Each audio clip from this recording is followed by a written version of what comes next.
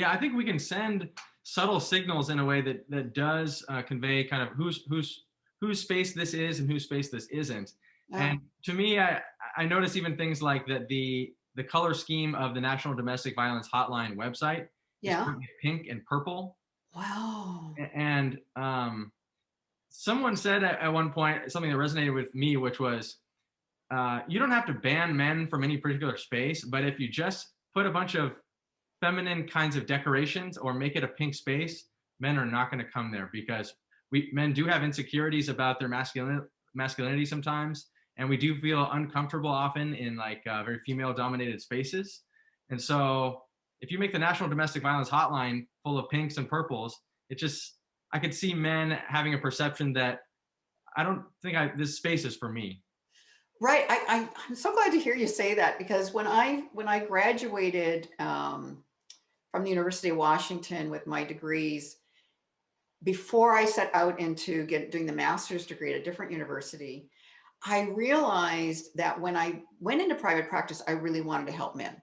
And I won't get into the whole story. Well, I will mention it's because I read the book, I Don't Want to Talk About It. And it's about men and depression.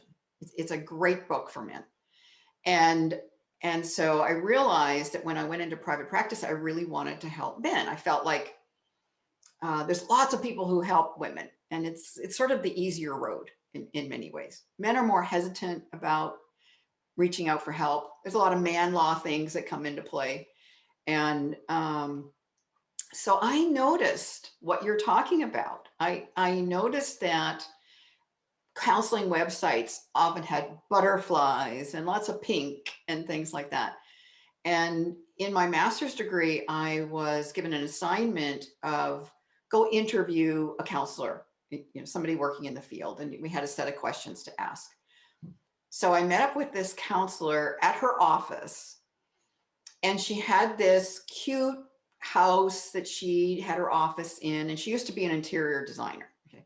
So you walk in, and it's a beautiful setting, but it's got lace curtains and a floral, really dramatic floral print on the couch in the waiting room. And I thought, just what you were saying, I thought a man is going to walk into this space, not necessarily identify why they're uncomfortable, but just be uncomfortable. So I've really tried to have neutral color, like I have used bold reds and blues and in my branding.